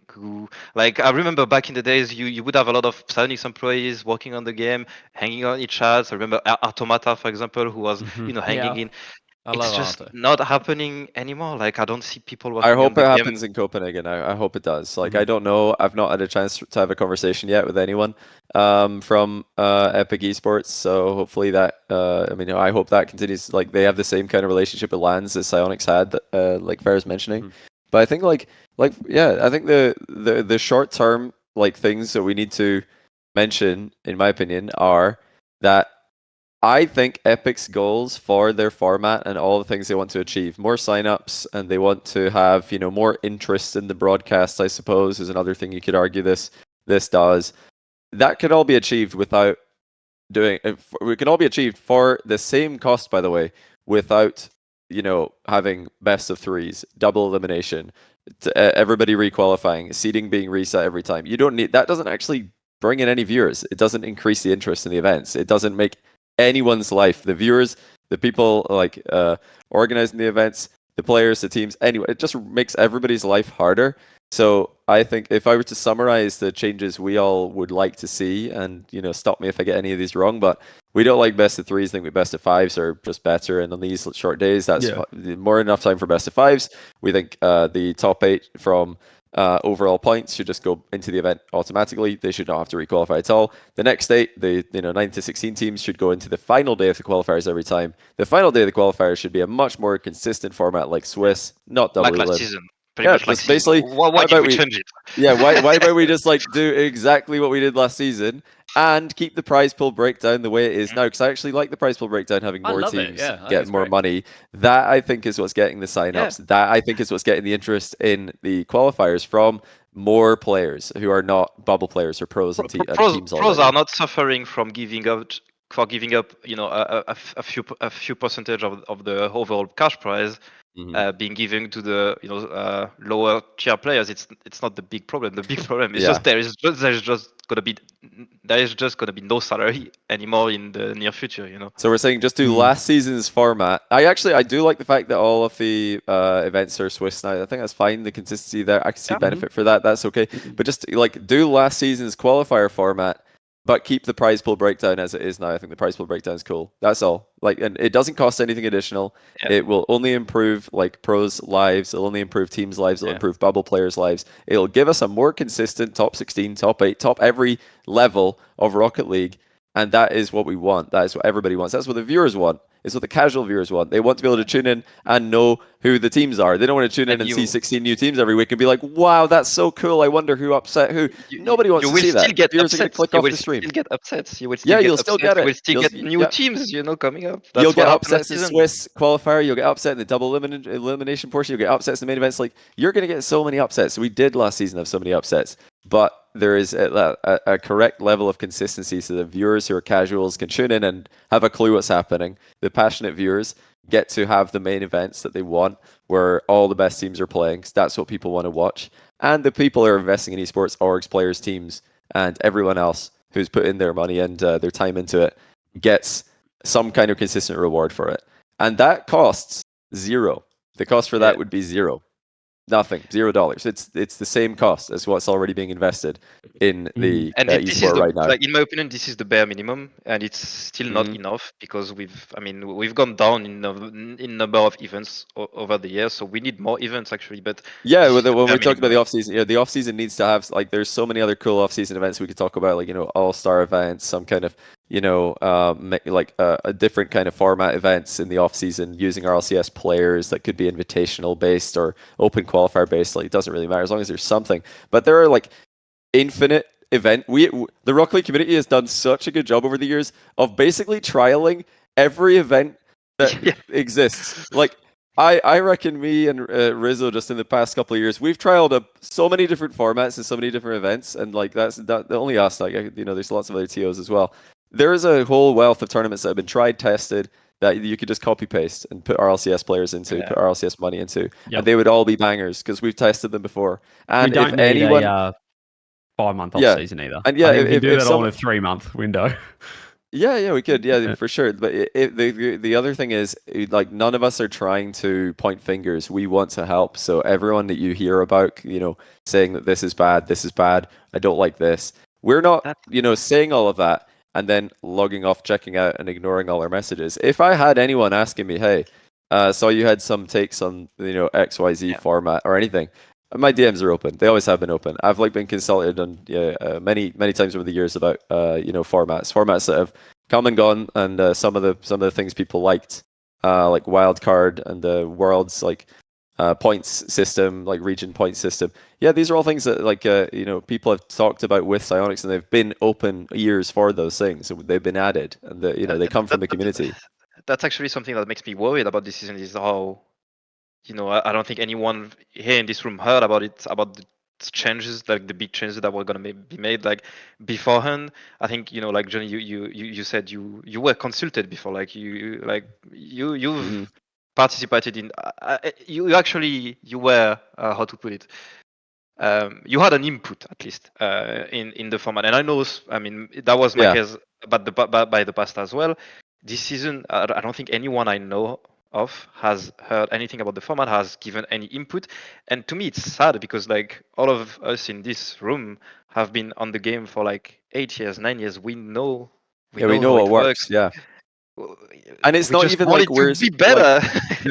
The way that those conversations go in the past was usually, someone from Psyonix would just reach out and be like, "Hey, Johnny, you got a couple minutes? Want to run a quick format question by you?" They would, present what they want to do, and I would give my thoughts on it, and then they would go and decide what they want to do. But it's never like, okay, this is like at no point in RLC's history has somebody just said, okay, Johnny, make the format or whatever. It's not that crazy. It's just like there was interest in getting feedback from people who are invested in the scene. I think it's important to have like feedback from people who built your scene, who've like been in your scene for so long, who've got a huge. It's not even about following, but who make your scene what it is today. Like, I think it's important to have feedback and I don't think anyone has given any for this season. Well, And that and led it to was so always many free, by the problems. way. It was literally like people are Yeah, so yeah, willing to help, and like I know yeah. other scenes it's like, oh yeah, I'll consult you, but pay me. It's like now there's so many passionate people who just want to make this better behind the scenes and would try to help make it better and fix these problems. And the reason I bring that up is that we're not trying to point fingers and then ignore No. we're all ears. We are all ears, and For the everybody better of wants the to scene help. as well. Yeah. I And mean, at it's zero better for everyone. game, yeah, Better we for just want everyone, to see because it. like We just want to see it grow. at this point, like I'm not worried. For me, like I said it before, like I almost called it quits like multiple times over the years. I don't mind if my career stops because of reasons, but it's so frustrating to see it, it can happen because the game just like doesn't give you any opportunity anymore, and I think it's gonna happen to so many players now because of format, because of decisions that are actually have nothing to do with money. It's just their vision of the scene.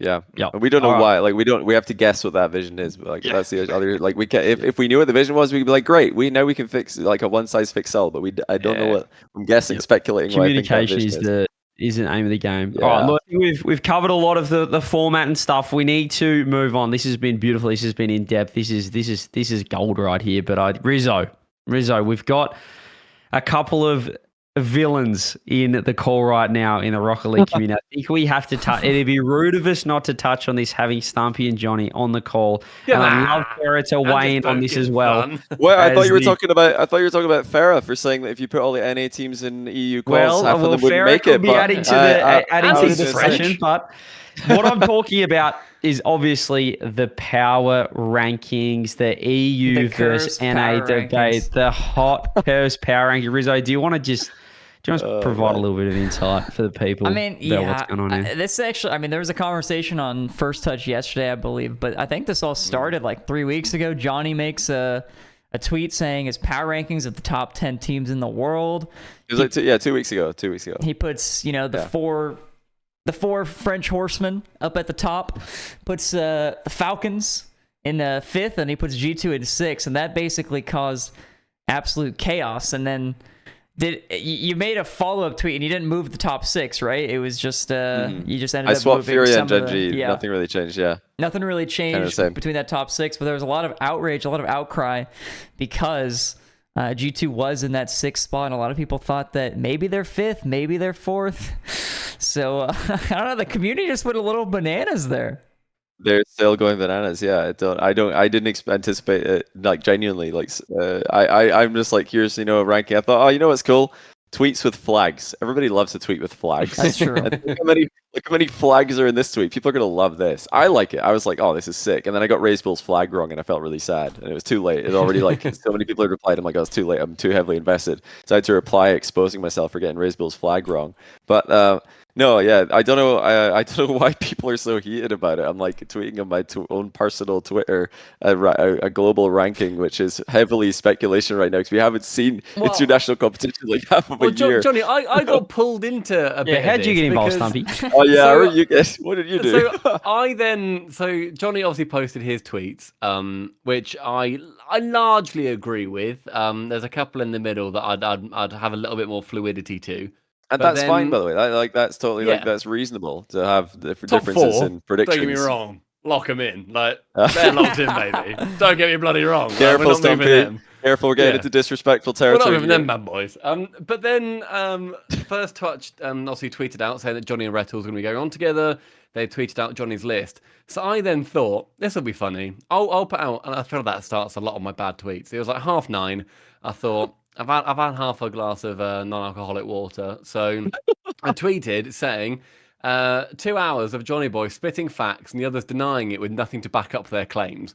And then 3 yawning emojis. The joke being that Johnny is also going out there with only stuff from last season to back up his claims and nothing about these current teams.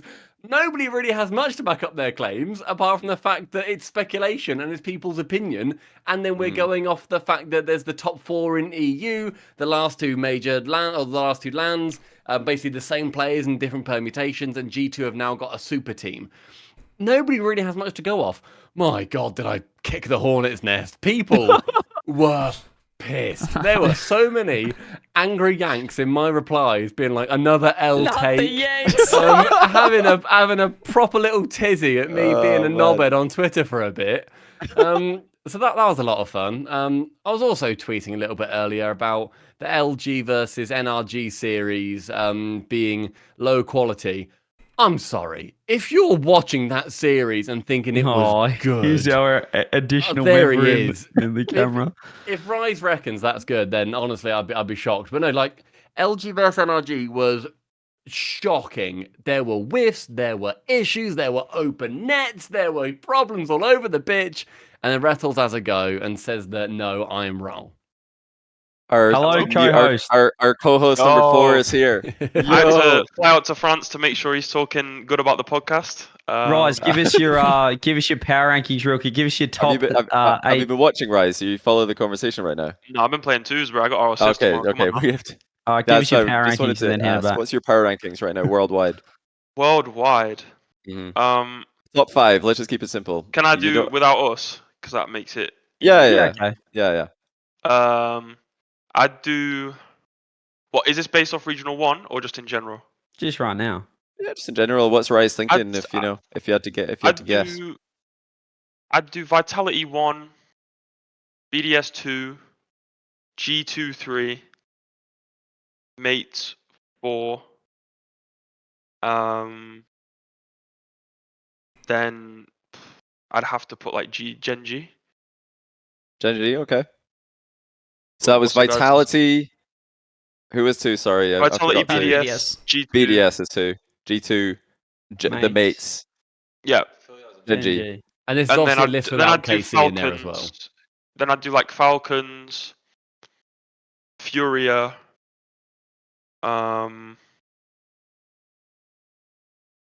Falcons. Wait, how many am I on? 7. That's 7, yeah. Falcons, Furia. Then I'd put like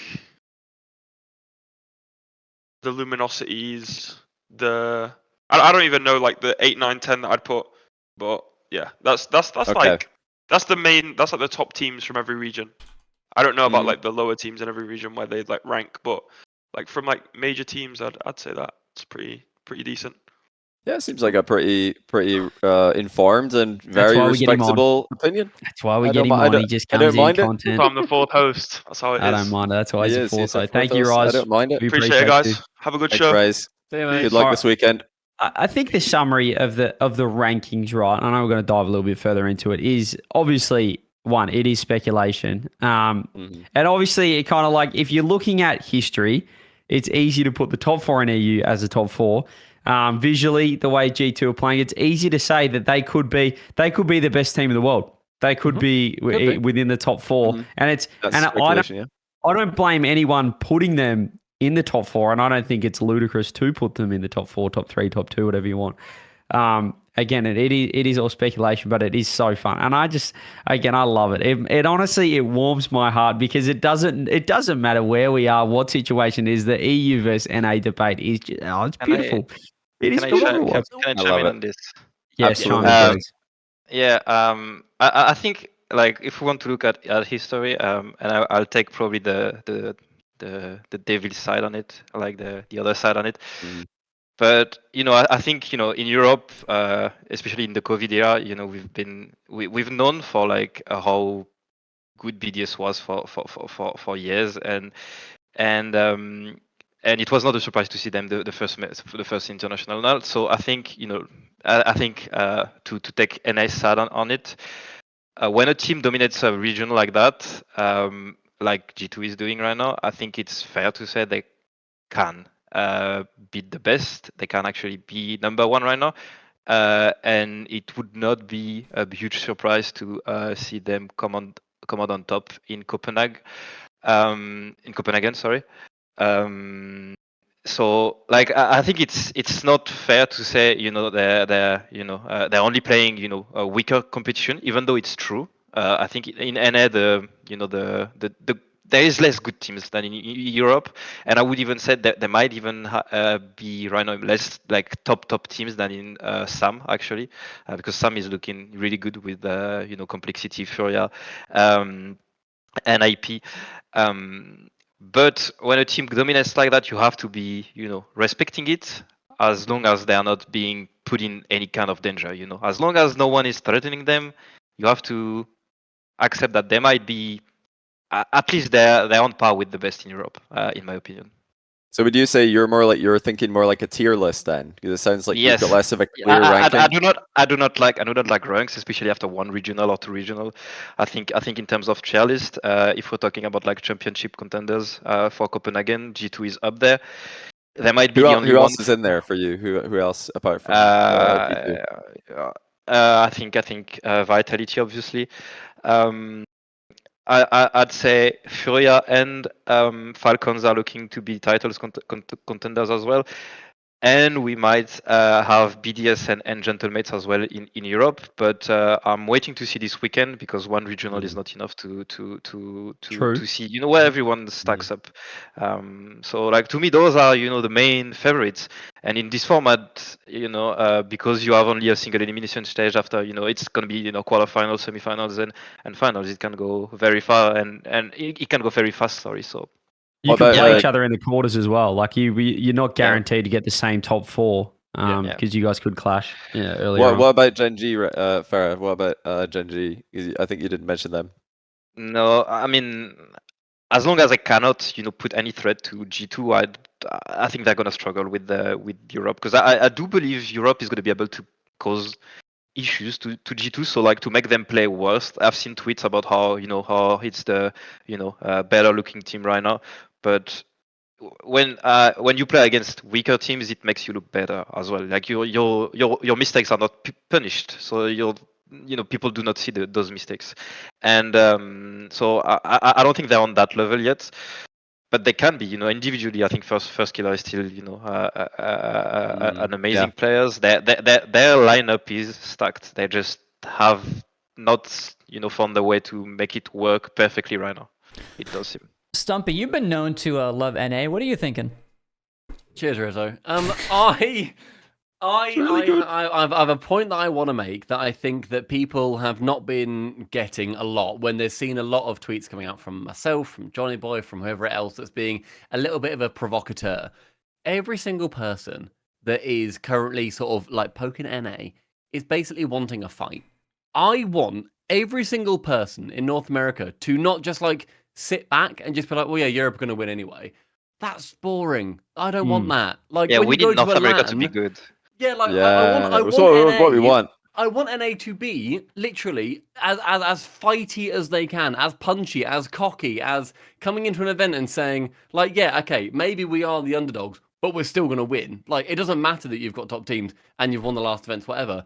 We're gonna win this one. I don't like the attitude on Twitter, especially, of people going into it and saying, oh, NA is so chalked. Like, these are those like NA pros and stuff. And it's like, oh no, we're so chalked. We're going to lose.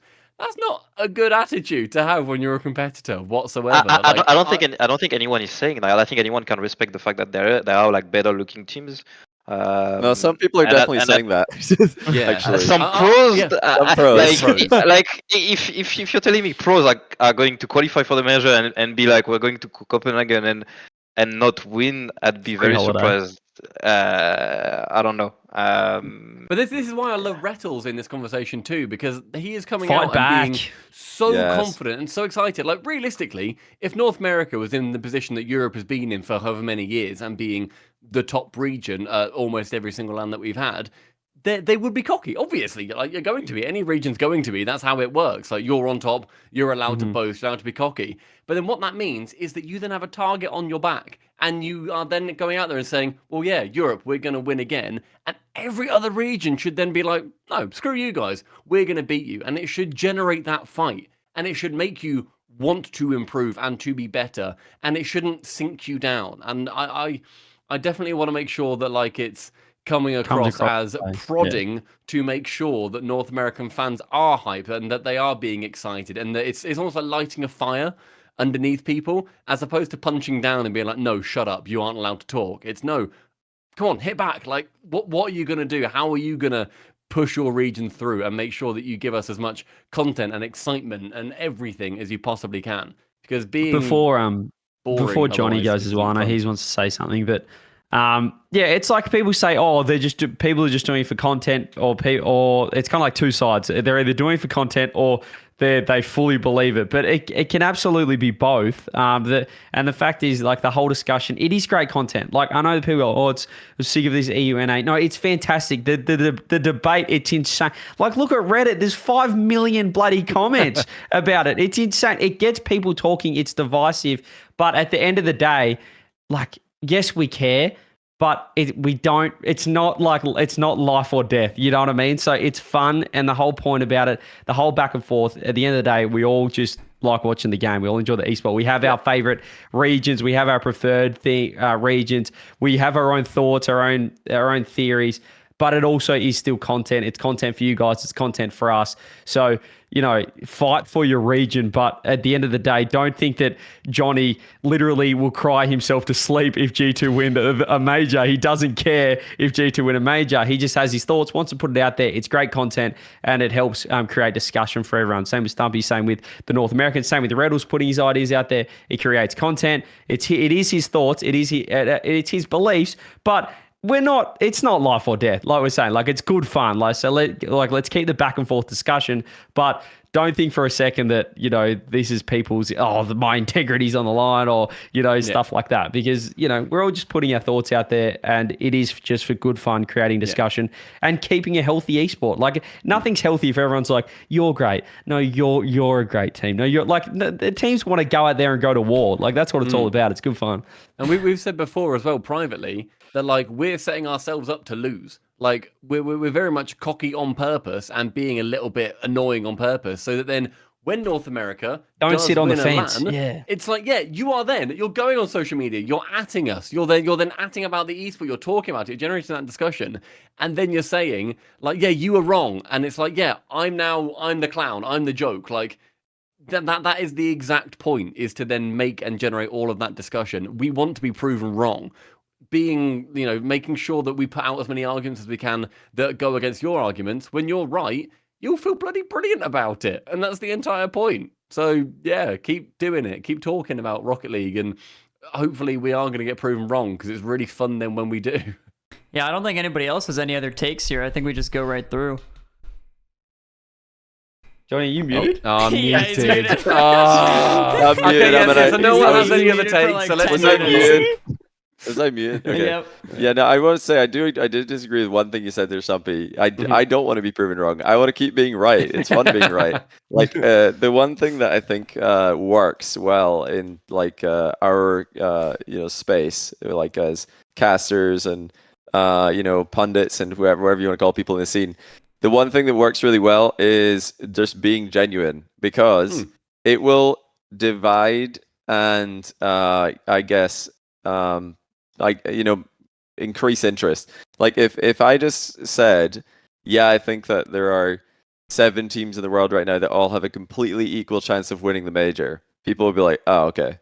That's not Sitting really on the that. fence, boring. It's not really that interesting. Sitting on the fence it's literally boring. I don't want to know. I don't want to hear anybody say that. I want to hear who you think is going to win, why, and then if you're right, congrats. If you're wrong, I want to hear what you're going to say next. So that's why I personally love T-Bates, and I've always loved T-Bates. When he came in the scene first, I was a big fan. Still am a big fan, because a lot of people are speculating, is he serious? No, I feel like he's playing a character. I can promise you, he is dead serious. T-Bates is absolutely dead serious every time that he makes a prediction. And that's what makes him so divisive. A lot of people are massive fans of him. A lot of people are, massive haters of him. I have the same effect on people. A lot of people are massive fans. A lot of people are massive haters. And it's something that comes with the territory. It's expected, because, you're just being genuine. You're saying what you think, and you're just being yourself. And the truth is, in this world, there are going to be people who like you. There's going to be people who don't like you. You're not going to get along with everyone. If somebody says mean things about you on the internet, doesn't really matter. It's just part of the job. So that's something to remember. And the only other thing I wanted to say, because I've already talked about my predictions a bunch, I don't need to talk about that anymore. But I was definitely surprised. I saw a lot of people like complaining about the conversation yesterday on First Touch and saying that it was, insanely disrespectful and they can't believe what they're hearing. I went back and listened because I was like, that's surprising to me. Because I remember during the discussion, I thought this is really interesting. I've talked with Rettles a bunch. We've argued a bunch, like pretty heated in the past, actually, about EU versus NA many times. And I thought that was actually, for us too, very civil. And for First Touch, it was super civil, in fact. And I watched it back and I was like, yeah, it's same vibe. I think that was fine. I think if I could redo it, I'd say all the same things. I'd probably try and, steer the conversation the same way. I enjoyed it and I thought it was fine. So I reckon people are probably letting their, personal opinions of people affect their perception of what's actually going on. Because none of the people in that call actually have a problem with each other, at least as far as I'm aware of. I definitely don't have a problem with anyone. So yeah, just remember, it's not actually as serious as you think it is. But yes, T-Bates is being serious. I am being serious. We're not playing a character. Like we're being. I can we are attest saying what to we that think. backstage at events when Johnny and T-Bates will have a point that they've been arguing at the start of the day, and it will genuinely continue until the end of the day. They're like when the they are in the green yin and room at yang. various points, they'll come in there, argue, someone will then go off and then do a desk segment. Then like an hour later, they'll then both come back, and it will just pick right back up again. So there's no and during segments, it's like we're very heated, we're at each other's throats, and we're giving each other absolutely no benefit. That I'm like everything T-Base says, I am attacking him and he's attacking me, and we're like trying to win the argument and be right and tell everyone why they should believe us and not that fraud. But then as soon as the segment's over, we're just like, that was a really good segment. Actually, that was funny. Yeah, that was a good. Yeah, that was. I really like that. It's not personal. It never is. So I think a lot of the fans right now are taking it personally, which is the only thing I was going to mention here. I think stop taking it personally. It's not personal. It's not your identity whether or not G2 win in Copenhagen. It just isn't. To be fair, it shouldn't be. This conversation, there was a lot more people kind of mentioning that, complaining, but I do think it is like the vocal minority. Most people really don't give a shit to for it's just like boiling over, but it's been building up and building up. There's so much frustration right now in Rocket League, and people are looking for That's fair. Okay, yeah, how do I explain this? So in a way I'm not surprised that there is just a lot of like general animosity in the scene. But I just want to reassure people that there's nobody's like, I don't know, as far as I know, everybody's good friends at Rocket League events, and everybody's just trying to do a good job, and nobody is trying to fool you into thinking something that they believe something. Like T-Base is not saying things to trick you. He's saying what he thinks. I can promise you that. He believes every single one of his predictions, no matter how ridiculous you think it is, and that's what makes him, like in my opinion, amazing for his job. He's one of one. You can't replace him. He's perfect for what he does. All right, before we fully wrap up the show, we are going to go to a little final segment, and that is the Patreon questions. I've tagged some of the Patreon members, or all the Patreon members, and they've sent some questions, and this one is specifically for, Ferra, I would assume, because it's about KC. I don't think it's about Stumpy, but this one comes from... I'll give it a go. Oh, we'll see. This one's from Pyro. He says, how is the KC coaching environment different from Vitality? Are there any little different quirks from the players or anything like that? Are they more good vibes? What do you got? I mean, I'm assuming it's like the question is more targeted at the team side of it. So I will touch on that just after. I think the starting point is the orgs are extremely different in the way we our work from from the inside. Like the way I do day to day with KC is different than I used to do with Vitality. So there is good sides and bad sides, but I think the adaptation makes me learn new things. So I'm really happy about it. And when it comes to our team, I think it's 3 very different personalities than the ones I had previously on Vitality. In Vitality, it was very, I wouldn't say goofy, but very, very vibes, very goofy, very jokes all the time. Obviously, with Radozin on the team, it just never stops. But also because they're all trying to make jokes all the time and laugh at each other. with this team, it's different. They're still it's still funny, but in a more serious way. Like I think I have players that want to prove something again. That want to. I mean, that they want to improve. They want to be great. They want to win worlds. So the dynamic is very different, but it's it kind of leads to the same thing. It's like the end goal is the same. We want to improve. We want to improve as a team. So it's just different ways to approach issues, but it's that's what makes it fun, I guess. And then this one can actually go to both of you. Stumpy, we can start with you. This is from J-Town. Let's go. And this is a more analytical question on your side, okay? So J-Town asks, which players have had the most improvement from last season, like in this current split? What players have you noticed have made a significant, a much bigger impact, I guess, on their team compared to last season?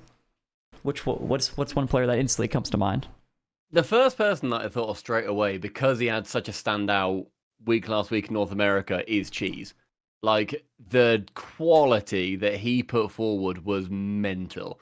I was so impressed with looking at them go through the entire top 8. As I said, I critiqued Luminosity versus NRG earlier on, but Cheese was brilliant in that series. He was outstanding. He was hitting his shots. He was exactly where he needed to be almost every single time. I was extremely impressed with him in that series. And then it carried on through the semis. The Grands, ultimately, you're up against the best team in your region. It's your first time in a grand final. I'm really not going to hold that against a player in particular, to be completely honest, because the fact that he managed to get there and he managed to perform as well as he did throughout the entire weekend against an OG that also looked very good in the end. Yeah, Cheese was, I think, my biggest change up, because last season, from what I remember, did we see him in any of the regionals consistently? He wasn't really a consistent. Yeah, well, he was definitely making regionals consistently. Yeah, but he wasn't. He wasn't a standout player. No, he's a great pick for most improved. Yeah. Yeah, he's been one of my first choices as well. He was fantastic. I've been extremely impressed. I want to see him. I really, really want to see Luminosity make it to LAN. I think that'd be a crowd favorite team. People bloody love Rettles. Cheese is a brilliant story too. Magic Bear has got Cheese is a lad, by the way. Cheese is a top lad. He's a great lad. Yeah. We had him at solo queue. He's phenomenal. Love Cheese, I mean, the whole of LG, like Magic Bear has got maybe the best pro name out of any pro that's currently playing at the moment. I think he's got an outstanding name. And he looks a bit like Squishy now, so he's trying. He does. He's got the goatee developing. So he's got the cool. same shaped head as well, he does. Which is good for him. Yeah. He's got the goat head. They're doing very well. Yeah, that makes sense. Yeah, he actually does. I never thought about that. And then Ferra, do you have a standout player, maybe somebody in Europe that you've noticed has just made a much bigger impact on their team this season? Yeah, I think Juicy. I mean, Juicy was not looking as stellar on most as he is right now with Gentleman. At least his first regional was really, really good. But outside of him, what did you think about Exotic, Ferra? This first regional. Yeah, he played really, really well, but I don't know. Did you see he bound air roll for this season? It's kind of the big difference. I mean, last season he won a major, so I'm not sure how big of a without air roll as well.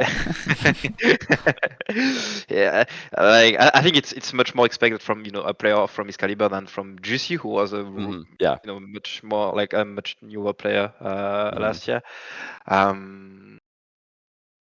I think people are going to see more from Drally as well. I think he's not performed at the best of his abilities last regional, so I expect him to shine more in the upcoming regionals. But still pretty for a good first event, I would say. Yeah, I mean top 4 is a good result in Europe. Very decent event. Yeah. You see you're in the run for the major. You're in a good form. I think it's a pretty good event. Yeah.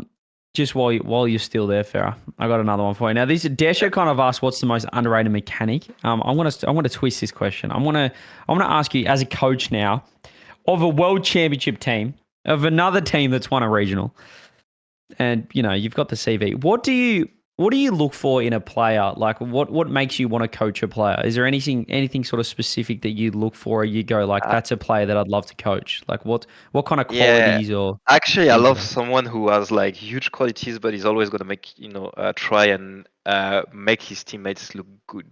You know, like how people talked about Zen in his very first regional, how he was not using his mechanics. He was just setting his teammates up. And I don't know, there is something about that I love. It's like you can shine, but for the better of the team, you have to do some different work than usual. You have to set your teammates up. You have to, maybe not get the goal, but get the assist instead. Not get the last touch in order to set up your teammate in a better way. Like those are the qualities that I love to see in a player, because it's like he can do more, but it's not because his teammate can actually do even more in this specific situation. And I don't know, I like seeing players do this kind of stuff. That's a nice answer. I like that. Stumpy, I've got one for you as well. This is Go on, mate. this is kind of I don't want to say it's a End this half with a bang, roast. Stumpy. Give us something nice to talk about. I want to end this with an absolute bang, and this comes from none other than Rise's dad, one of our favorites. I can't say our favorite, one of our favorite Patreon members. Stumpy, I see people shit on non-pros for their analysis. How much analysis can be made without being an actual professional player at some point? And he writes this could also technically apply to Johnny as well. This is a great question for Stumpy. Good, never a pro. I would. This is great. I would say that you can, so long as you actually, it comes to the qualifier, or so long as you actually know what you're talking about, which I appreciate is a qualifier that basically means that it doesn't matter. But aside from the individual feeling of being in a pro series, somebody who isn't pro can analyze Rocket League in the exact same way as a pro player, I would argue. I don't know how a pro specifically feels in a series. I don't know how it feels to be coached, how it feels to do the walkout, to sit down at the chair, whatever, to go on boot camp. I don't know how any of that feels. I can guess from my life experiences, but I don't have that specific information. In terms of analysis, you don't need to have been a professional footballer to be able to analyze professional football. You don't need to have been that in CSGO. You don't need to have done that in any sports. It might help in certain areas, obviously, but I think that in Rocket League, it doesn't matter if you've been a pro previously. I think, CJ, you've got different experiences to me. I'll defer to you for many questions as well, because you will know more things about being specifically a pro in those times too. But yeah, I don't think it really has any impact aside from the specific leanings towards a pro player experience. And even then, everyone experiences stuff differently. So I'd say it's not the be all and end all. I mean, they're very good coaches, very good managers, very good, analysts in all sports that never played at the highest level. Or they Like, weren't that's the just best fact. players. Or they weren't the very I don't know if best. it's Yeah, the so, same yeah. in other sports, but Yeah, sometimes it's they're true. just like the role players turn into like the best sort of coaches coach. in Australian sports. At least that's been the thing. It's just not the be all and end all. Like the very best player is probably just by statistical probability, you're probably not going to be the best coach as well, because it's very unlikely that person would have both skill sets to the max. It is possible, but it's unlikely. But yeah, like obviously pro players have one very specific input. They have their own biases, they have their own experience, and they have their own limitations as well. They can't, it's a bad idea probably for a pro to sit down and watch all the tape on every region, because that would just burn you out. You should probably be just playing and focusing on your own improvement for the most part. But I think it's just different angles, different advantages. I wouldn't say it's a be all and end all. You got to remember as well, a lot of coaches who never played pro, they spend all day talking to pros and asking pros questions and learning from pros. So if you do that, I know casters do that. I've done this for years as well. I've been talking to pros at the highest level for since Rocket League began.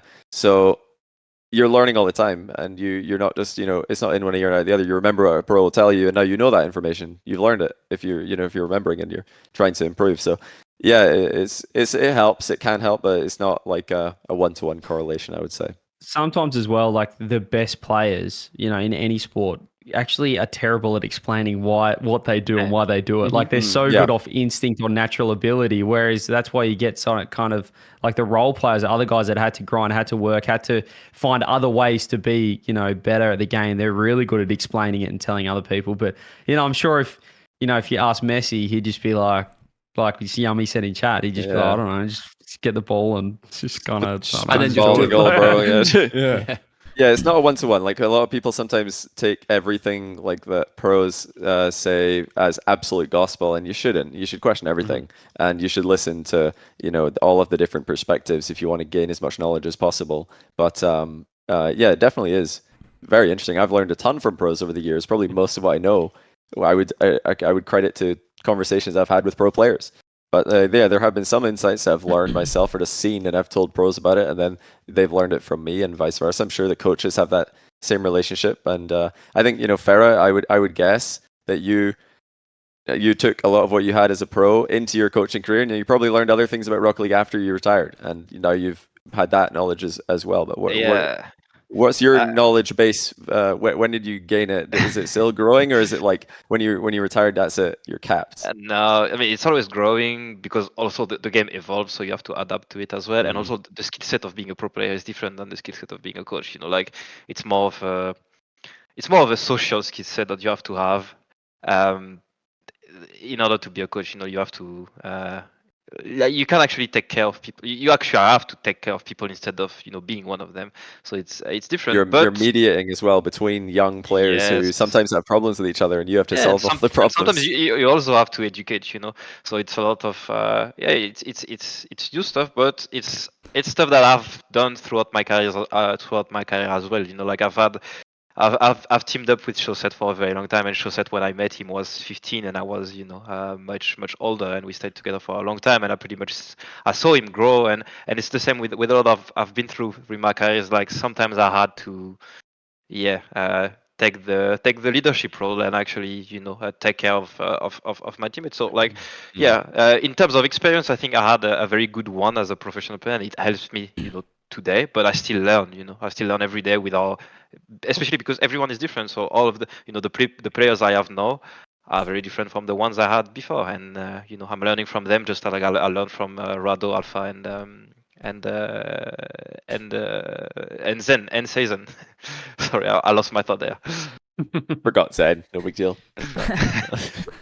That is no problem because we are about ready to wrap here. Not even about ready. We are actually ready to wrap. If you guys don't know, this is actually 6 years ago or 7 years ago today, the G2 roster of Rizzo, Kronovi, and JNaps was formed. Wow. So in chat. that's what I got to do. Well I got to go celebrate with the boys. So I'm going to wrap it here. If you guys missed any part of the podcast, any part of the episode, be sure to check it out on Apple Podcasts, Spotify, or YouTube. We appreciate Ferra and Stumpy for joining us. thank Of you guys. course, thank you to the Thank you for coast. having me. Thank you for having me. CJ and Johnny as well. And we'll see you all next time.